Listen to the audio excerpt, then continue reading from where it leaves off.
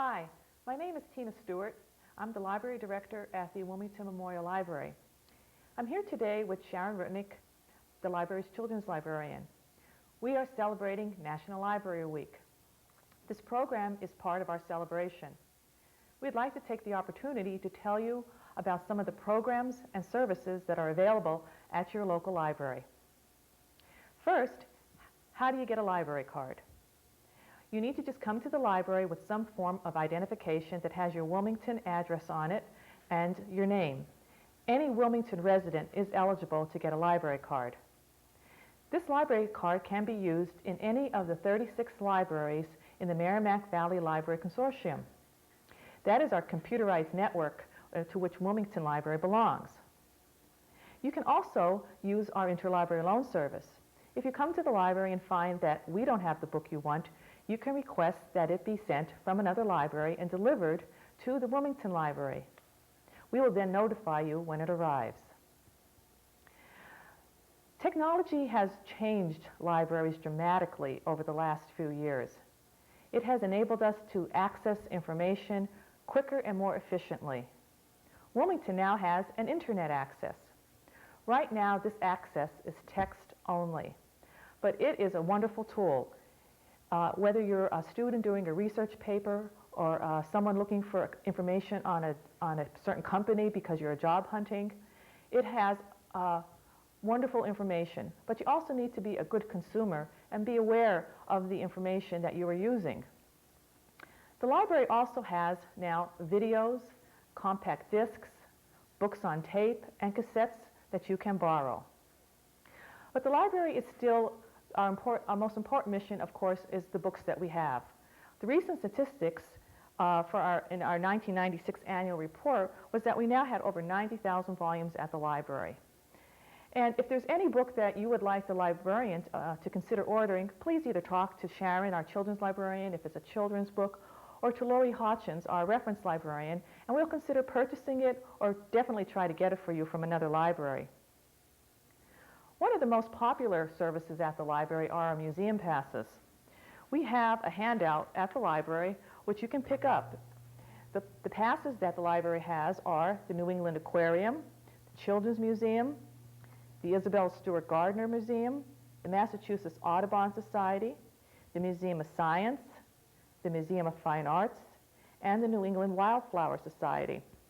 These passes are subsidized by the Wilmington Community Fund, the Wilmington Elementary School PACs, the Wilmington Council of the Arts, and the Wilmington Garden Club.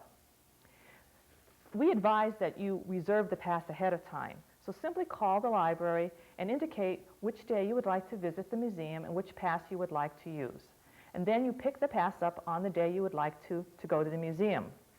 Remember, you do need a library card to borrow the passes. Another ongoing program at the library is our book discussion group called the Bookends. Bookends meets monthly on the first Thursday of the month at 7 p.m. Everyone is invited. There is no registration required. Bookends selects its own roster of books and decides the books that they would like to read and discuss. The next meeting of Bookends is on Thursday, May 1st at 7 p.m. The book to be discussed at this meeting is A Civil Action by Jonathan Harr. Now I'd like to turn the program over to Sharon Rutnick, and she'll tell you about some of the programs that are available for children at the library. Sharon? Thank you, Tina. Many of the services in the children's room are identical to services in the adult department. For instance, we have videos upstairs. We also have interlibrary loan option if you can't find the book that you would like in the collection in the children's room. But one of the additional things that we have is ongoing programs. And most of these programs are geared towards preschoolers. And I'd like to describe some of these programs to you. We also have a brochure that will give you a more in-depth description and also explain some of the rules that we have concerning these programs. One of our programs is called Terrific Tots, and it's for 2-year-olds who are either accompanied by a parent or a caregiver. And this program serves as an introduction to library services for the child. It's not a very rigid program, as you can imagine, with a 2-year-old, but it does offer finger plays, simple songs, and also reading 1 or 2 books. After the program is over, children are encouraged to choose a book from a book display that we have. All these books, of course, are age appropriate. This program runs once a month, and you can call the library for the specific date. After graduating from Terrific Tots, children can move on to a program called Super Starters. This is for children who have turned 3 and have had little experience with story time programs. It's a more formal program than Terrific Tots. We usually do 1 or 2 books. We also do finger plays, and we do songs that are familiar to the children. What we try to do is keep the format similar for each week. In other words, we'll have a song that we end with each week, perhaps the Barney song, and we have them gather in a circle. This gives them a feeling of reassurance. We usually like the children to come into the story room by themselves for this particular program, but often a child is not ready to do that. So if necessary, the parent can accompany the child. And usually it works out quite well. By the 3rd or 4th program, the child is able to come in by him or herself. The last program is called Awesome Kids, and this program is for 3.5 to 5-year-olds. It's basically the same format as Super Starters, but it's longer and the material covered is a little bit more complex. We try to group the story times around themes. One week we may be talking about pets, the next week it'll be siblings or seasons. It would be something that would be familiar to children and of interest to them.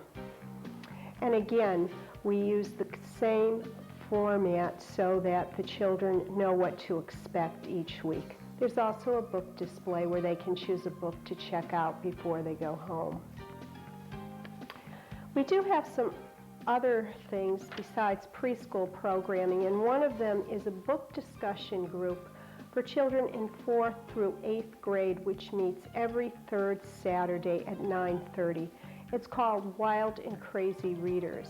And rather than choose one book for everyone to read and discuss, what we do is introduce books that we have read and enjoyed to the rest of the group.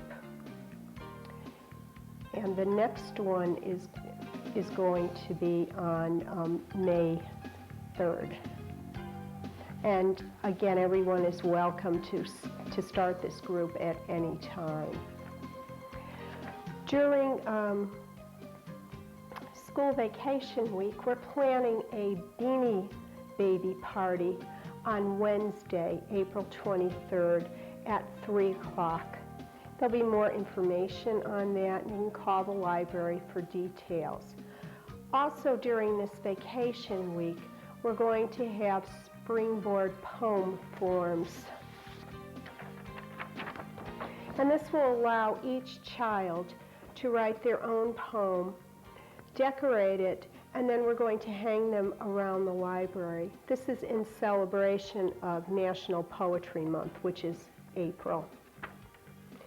Also, if you have a younger child, a parent might get them to give their thoughts, and they could write the poem down and then decorate it themselves. So this is pretty much for all ages. We also have several handouts that we'd like to give in the library, and during National Poetry Month, we're going to be giving a bookmark that has Nikki Giovanni's poem, Knoxville, Tennessee, on it. It's a poem about summer. And we're also handing out a new bookmark on dance called May I Have This Dance.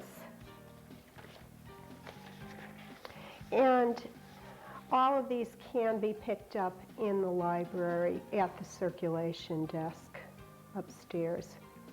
I came to the Wilmington Memorial Library in September, and I was immediately impressed by the book collection.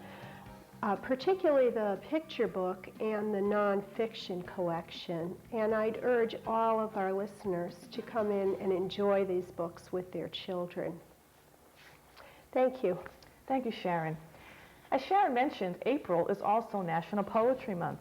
One of our activities this month is a poetry contest. We invited residents to write a poem about the library. And the winners will be posted at the Chamber of Commerce Expo on April 10th. And the winning poems will also be published in the local newspaper. Another event that is related to National Poetry Month will take place on Thursday, April 17th. We are holding a poetry reading at the library at 7 p.m. that day.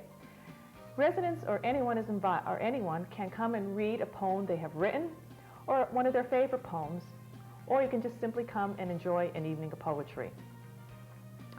Another activity going on during National Library Week is Amnesty Week. During this week, which is April 13th through April 19th, you can return any overdue library material and the fines will be waived. This is the time to start looking under the bed or under your car seat, in your school locker, in your backpack for all those long overdue library books and bring them back to the library. We're hoping to see many residents and many books.